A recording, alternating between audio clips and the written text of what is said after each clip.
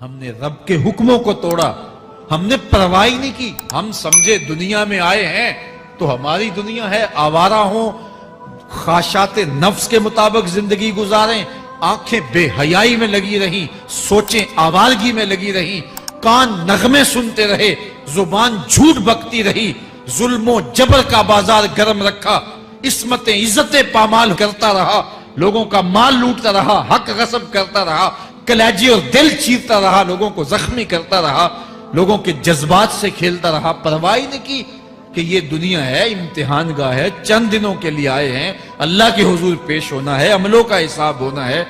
اب جب وہ دیکھیں گے کہ ہمارے ساتھ کیا ہونے والا ہے تو ان کے چہرے پہلے بگڑ جائیں گے۔ کیوں؟ وہ گمان کریں گے کہ ان کی ریڑھ کی ہڈی توڑ دی جائے گی، ایسے عذاب آئیں گے جس طرح کسی کی ریڑھ کی ہڈی ٹوٹ جائے تو اس کا چہرہ شگفتہ گلاب تو نہیں ہوتا، اس کا چہرہ جو ہے وہ تو کس قدر مرجھایا ہوا ہوتا ہے۔ تو اللہ ارشاد فرماتا ہے اس طرح ان کے چہرے ہوں گے۔ ابھی عذاب آیا نہیں ہے لیکن چہرے پہلے اترے ہوئے ہوں گے، اور جب عذاب کی بھٹی میں ڈالے جائیں گے، اللہ اکبر، اور وہ سخت عذاب، حضور نے جبریل امین سے پوچھا مجھے جہنم کے عذابوں کا ذکر سناؤ۔ عرض کی حضور سب سے ہلکے عذاب کی کہانی سناتا ہوں، اور وہ یہ کہ جہنمی کے پاؤں میں آگ کا جوتا رکھا جائے گا، باقی پورا بدن اس کا سلامت ہوگا۔ یہ سب سے ہلکے عذاب کی کیفیت ہے۔ اب پاؤں میں آگ کا جوتا ہوگا، حدت، گرمی، شدت اتنی ہوگی کہ دماغ پگھل کے ناک اور کانوں کے راستے سے باہر آ جائے گا۔ پاؤں میں رکھے ہوئے جوتے کی گرمی دماغ کو ایسے چڑھے گی کہ وہ پگھل جائے گا اور ناک اور کانوں کے راستے سے باہر آ جائے گا۔ تو اللہ کے عذاب کے خوف سے چہرے بگڑ جائیں گے، حالت سلامت نہیں رہے گی۔ یہ بات ذہن میں رکھیں کہ اللہ جس کو جہنم میں ڈالے گا اس کو اس صورت میں نہیں ڈالے گا، یہ محمدی صورت ہے، یہ شکل اس کی چھین لی جائے گی اور اس کی شکل بڑی کر دی جائے گی۔ اس کا ایک ایک دانت احد پہاڑ جتنا ہوگا۔ احد پہاڑ کا پھیلاؤ 15 کلومیٹر پہ ہے، 15 کلومیٹر کا ایک دانت، اور 32 دانت کتنے ہوں گے تو منہ کتنا بڑا ہوگا۔ اس کو اتنا بڑا اس لیے کیا جائے گا تاکہ وہ عذاب کی تکلیف زیادہ سہے۔ 70 گز موٹی کھال ہوگی، اور کھال جل جائے گی تو اللہ قرآن میں فرماتا ہے ہم نئی کھال دے دیں گے تاکہ عذاب کی تکلیف اس کو گوارا کرنی پڑے۔ پھر چیخے گا، چلائے گا، ہائے مجھے پانی دو، پانی دو، پیاس کی شدت ہے۔ 70 سال تک تو اس کی کوئی آواز ہی نہیں سنے گا۔ 70 سال کے بعد داروغہ جہنم چیخ کر کہے گا کیا مانگتا ہے؟ وہ بولے گا مجھے پانی چاہیے۔ کہا جائے گا تو بے بھی ملتا ہے پانی۔ پھر داروغہ جہنم اسے پانی دے گا، کوکا کولا کی بوتل دے گا یا پیپسی تھما دے گا یا منرل واٹر کی بوتل دے گا؟ نہیں، قرآن بتاتا ہے اسے مائے حمیم دیا جائے گا، کھولتا ہوا پانی، اور وہ اتنا گرم ہوگا جب پینے کے لیے چہرے کے قریب کرے گا اس سے اٹھتی ہوئی بھاپ کی وجہ سے چہرے کی کھال ادھڑ کے اس کے اندر گر پڑے گی، لیکن اس کے باوجود اس کو پینا پڑے گا۔ اللہ فرماتا ہے یہ دنیا ہی سب کچھ نہیں ہے، سمجھ لیا یہی سب کچھ ہے، آخرت کو بھول گئے، صبح اٹھے کام پہ چلے گئے، شام آئے آوارگی میں چلے گئے، صدائیں آتی رہی حی علی الصلاح حی علی الفلاح، کوئی پرواہ نہیں کی، نہ پیشانیوں نے سجدے کیے، نہ سوچوں میں پاکیزگی آئی، زندگی یوں گزار کے چلے گئے۔ ایسے نہیں، کہا ایک وہ ہوں گے جن کے چہرے شگفتہ گلاب ہوں گے، ایک وہ ہوں گے جن کے چہرے بگڑے ہوئے ہوں گے۔ اللہ اکبر، کلا اذا بلغت التراقی۔ یہ تو قیامت کا منظر ہے نا، قیامت سے قبل بھی ایک منظر ہے، اللہ اس منظر کو بھی بیان کر رہا ہے، کلا اذا بلغت التراقی۔ ہاں جب جان گلے کو پہنچ جائے گی، اے انسان تیرے اوپر وہ گھڑی بھی آنے والی ہے، وہ وقت بھی آنے والا ہے جب سانس اس ہنسلی میں اٹک جائے گا، جب سینے سے بھی سانس اوپر چلی گئی، اب ڈاکٹر بھی لا علاج قرار دے رہے ہیں کہ اب علاج نہیں رہا ہے، جان بس اب نکلنا چاہ رہی ہے، اور کہا جائے گا کوئی جھاڑ پھونک والا بلاؤ۔ اب ڈاکٹروں نے تو جواب دے دیا، اب سانس اٹک گئی گلے میں، چند لمحوں کی مہمان ہے، اب ڈاکٹروں نے کہا اب ہماری جانب سے لا علاج ہو گیا، اب لے جاؤ اس کو گھر یا وینٹیلیٹر پہ ڈال دیتے ہیں اس کو، بس اب ہماری جانب سے کوئی اس کا علاج نہیں ہے۔ اب گھر والے روتے ہیں، کہتے ہیں کوئی جھاڑ پھونک والا لاؤ، کوئی دم والا لاؤ، شاید وہ کوئی دم کرے تو اس کی جان میں جان آ جائے۔ ڈاکٹروں نے تو لا علاج قرار دے دیا۔ وَظَنَّ عَنَّهُ الْفِرَاقِ، اللہ فرماتا ہے یہ تو جھاڑ پھونک والے کو ڈھونڈ رہے ہیں، لیکن جس کی سانس یہاں اٹکی ہے وہ سمجھ گیا ہے اب موت آ گئی ہے، اس کو یقین ہو گیا ہے کہ اب موت کے لمحے آ گئے ہیں، اب میں بچ نہیں پاؤں گا۔ اب آنکھیں تاڑے لگی ہوئی ہیں۔ وَالْتَفَّتِ السَّاقُ بِالسَّاقِ، پنڈلی پہ پنڈلی چڑھ رہی ہے۔ جب موت آ جاتی ہے تو پھر پنڈلی سے پنڈلی لپٹ جاتی ہے، اس کو پھر جدا کرتے ہیں اور جدا کر کے دونوں انگوٹھے باندھ دیتے ہیں تاکہ پنڈلی کے اوپر پنڈلی نہ چڑھے۔ اللہ وہ منظر بیان کرتا ہے، صاحب یہ وقت آنے والا ہے جب دونوں انگوٹھے باندھ دیے جائیں گے، جب ناک میں روئی ٹھونس دی جائے گی، جب چٹے لباس میں کفن دیا جائے گا، جب غسال کے سامنے بے بس پڑے ہوں گے، وہ چاہے یہ بازو اٹھائے چاہے یہ بازو اٹھائے، گرم پانی ڈالے یا سرد پانی ڈالے، جب بس پڑے ہوئے ہوں گے جو ہے وہ غسل دینے والوں کے، اور ناک میں روئی ہوگی اور دونوں انگوٹھے آپس میں بندے ہوں گے۔ یہ محل، یہ ماڑی، یہ کوٹھیاں، یہ بنگلے جس کو سویر شام لگ کے حلال حرام کی تمیز کیے بغیر بنایا تھا، غوث اعظم رضی اللہ تعالیٰ عنہ بولے مکان بنا رہا ہے، بسیں گے اور حساب تو جا کے دے گا، اور یہ تو ایک رات بھی تجھے اس گھر کے اندر نہیں رکھیں گے کہ چلو ایک رات مہمان رکھ لیں۔ کہتے ہیں نہیں نہیں، مہمانوں نے بھی جانا ہے تو جلدی کرو، اس کو سپرد کراؤ، وہ تو تیرا لباس بھی پھاڑ کے اتاریں گے، خود غسل دینے کے لیے تیار بھی نہیں ہے، تجھ سے خوف آنے لگا ہے۔ جاندی واری ڈرونا بنے ہوتے، ہاتھ نہ لاندے ڈر دے، جنہ لئی تو پاپ کمائے اج کتھے نہیں تیرے کر دے۔ آج تو وہ تیرے ساتھ تجھے غسل دینے کے لیے آمادہ نہیں ہے۔ وَالْتَفَّتِ السَّاقُ بِالسَّاقِ، جب پنڈلی پہ پنڈلی چڑھنے لگ جائے گی، إِلَىٰ رَبِّكَ يَوْمَئِذٍ الْمَسَاقُ، اس دن تیرے رب کی طرف ہی لوٹ کے جانا ہے۔ فَلَا صَدَّقَ وَلَا صَلَّىٰ، اس نے نہ تو سچ مانا اور نہ نماز پڑھی، وَلَٰكِنْ كَذَّبَ وَتَوَلَّىٰ، ہاں جھٹلایا اور منہ پھیر کے چل پڑا۔ ثُمَّ ذَهَبَ إِلَىٰ أَهْلِهِ يَتَمَطَّىٰ، پھر اپنے گھر کو اکڑتا ہوا چلا۔ اولا لک فاولا ثم اولا لک فاولا، تیری خرابی آ پہنچی، ہاں تیری خرابی آ پہنچی۔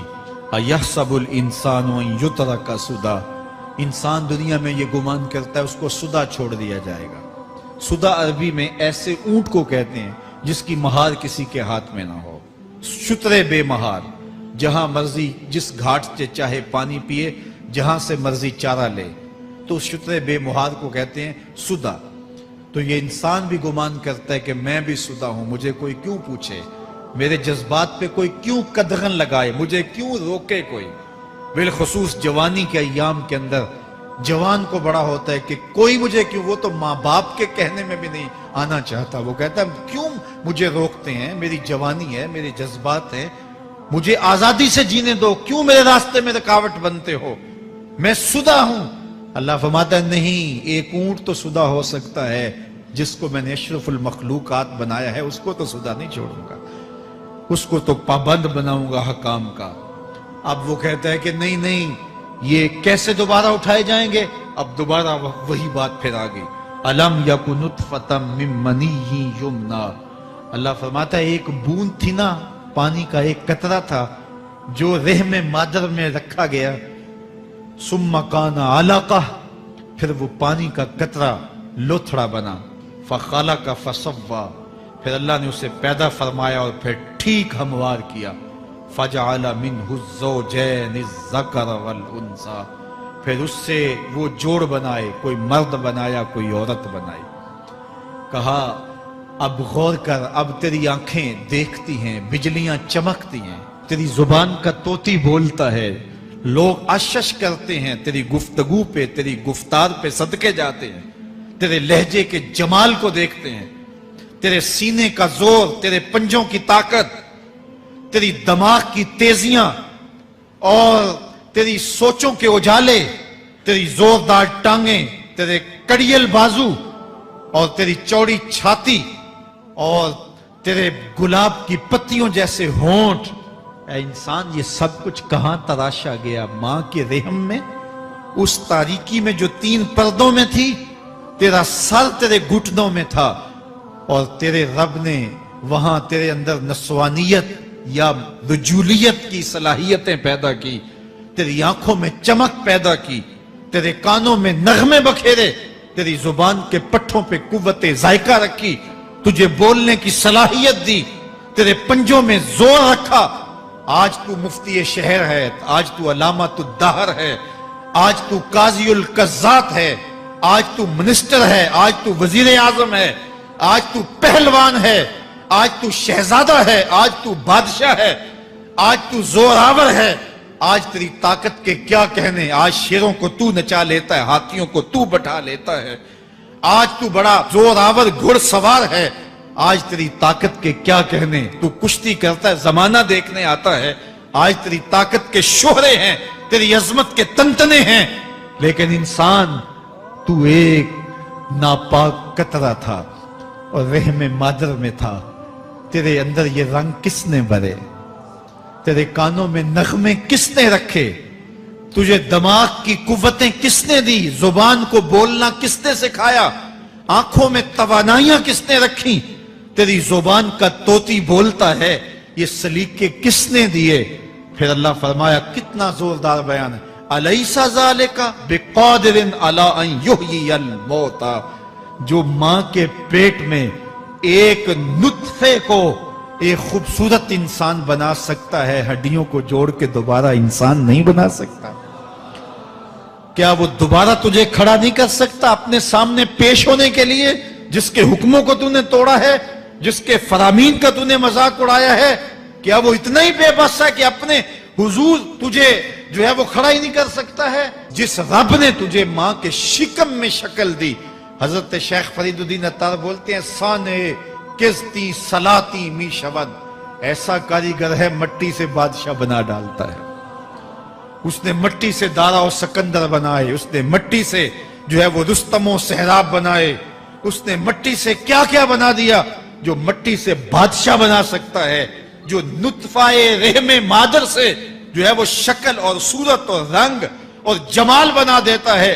تیری صورت نکھرتی ہے، تیرے ہونٹ گلابی ہیں اور تیری نرگسی آنکھیں ہیں، تیرے ریشمی بال ہیں اور تیری خوبصورت رنگت ہے، تو چال چلتا ہے تو لگتا ہے قیامت چل رہی ہے، تیرا قد رانا جو ہے وہ صنوبر کو شرماتا ہے، تیری گفتار کے تنتنے ہیں۔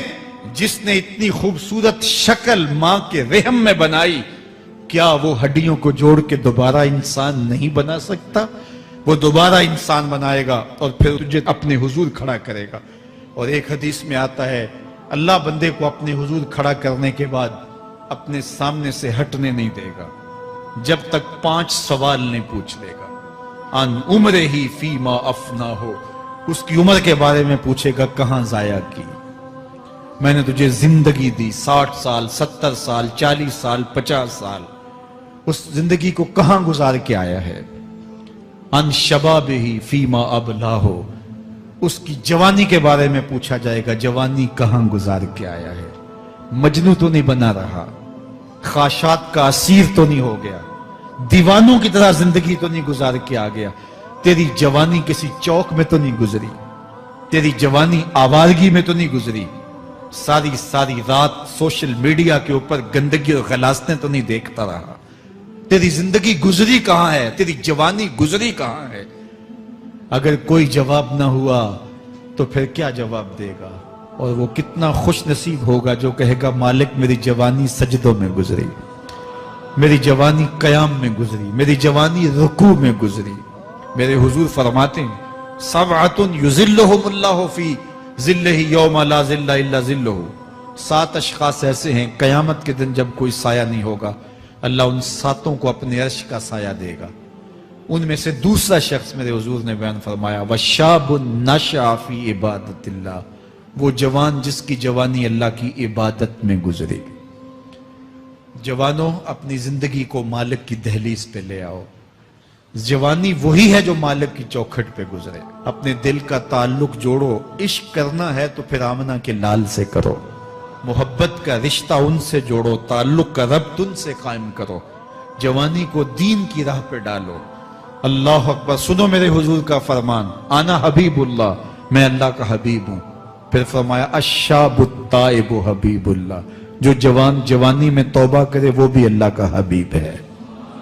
آؤ اللہ کے حبیب بن جاؤ، اللہ کے حبیب بن جاؤ، اللہ کے حبیب بن جاؤ، اللہ کے محبوب بن جاؤ۔ لیلۃ القدر کی گھڑیاں ہیں، رات کا پچھلا پہر ہے، اللہ کے حضور یہ عہد کر کے اٹھو، مالک جو زندگی گزر گئی، آئندہ جوانی کا ایک ایک لمحہ تیرے لیے گزرے گا۔ جیوں گا تو تیرے لیے، مروں گا تو تیرے لیے۔ میری ایک ایک سانس تیرے نام وقف ہوئی، میری زندگی کی ایک ایک ساتھ تیرے نام وقف ہوئی۔ میں اپنا سب کچھ تیرے لیے پیش کرتا ہوں۔ میری زندگی کا مالک بھی تو ہے، میری موت و حیات کا خالق اور مالک بھی تو ہے۔ یہ زندگی تو نے دی، تیری امانت ہے، تیرے حضور ہی پیش کرتا ہوں۔ اور لیلۃ القدر کی گھڑیوں میں اس عزم کے ساتھ گھروں کو لوٹو کہ اللہ میری زندگی کا ایک ایک لمحہ تیرے نام ہوا، آنے والے موسم تیرے نام ہوئے، میری جوانی تیرے نام ہوئی، میرے آنسو تیرے نام ہوئے، میری پیشانی تیرے نام ہوئی، میرے دل کی دھڑکن تیرے نام ہوئی، میری صلاحیتیں تیرے نام ہوئی۔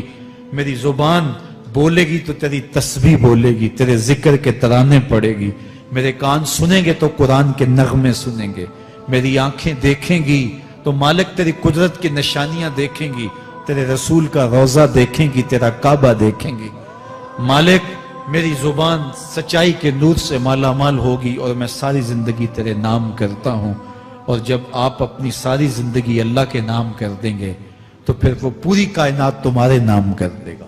کی محمد سے وفا تو نے تو ہم تیرے ہیں، یہ جہاں چیز ہے کیا لوح و قلم تیرے ہیں۔ اللہ آپ سب کو اپنی پناہ میں، امان میں اور حفاظتوں کے ساتھ میں